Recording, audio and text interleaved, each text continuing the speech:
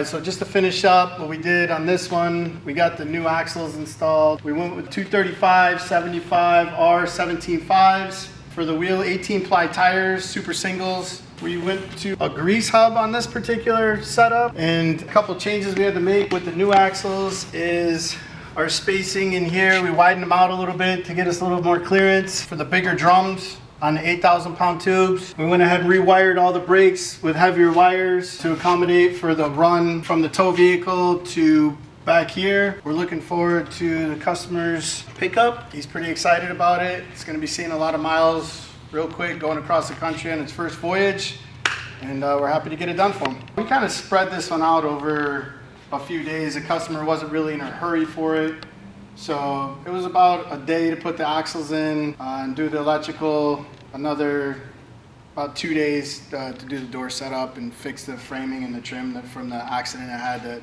originally brought it here. Alright, so just to go over, this is the axle that we took off.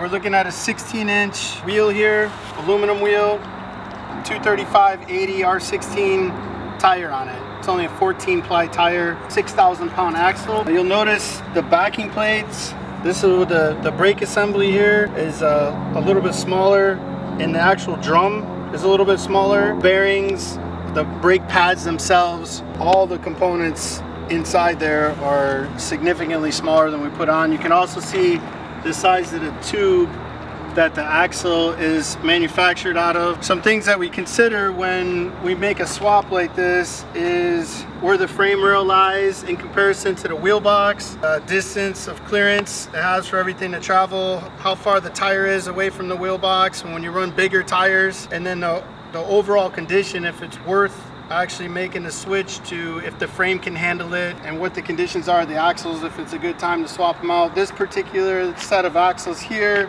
the brakes were shot. The rebuild on them was going to be a significant amount, being that the drums and the brakes had to get replaced. The tires are in good shape, but the customer just wanted to upgrade to larger capacity, as these have been overloaded many times. We can go take a look at the other ones and see the comparison between the two.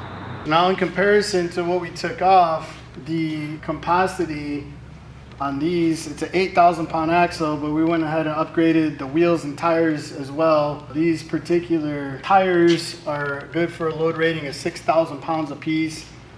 They're significantly wider. They're an 18 ply tire, and our issues that we're concerned with are up in here, the wheel boxes in comparison to where the brake drums are, because it's a wider brake drum in the wheels. So this particular offset with this brake drum, we have more than enough clearance for the tire, but it was close on the brake drum. So we widened it out to clear the wheel box from hitting the brake drum, but that did kick the tire out a little bit farther.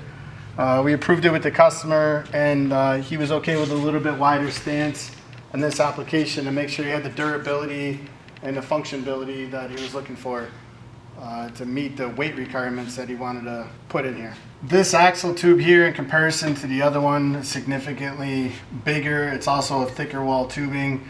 We order all our axles with a camber. So this tube here is actually crowned a little bit, allowing the camber of the axle or the tire to lean out under no load, and then once it's loaded, they lean back in and straighten up under load. So this is called cambered in that tube. We get all our axles are cambered. We order them all like that. We don't install any straight tube axles on our any of our builds or repairs. It's just better wear all the way around, and we've had real good luck with them. We went with a Lippert axle here.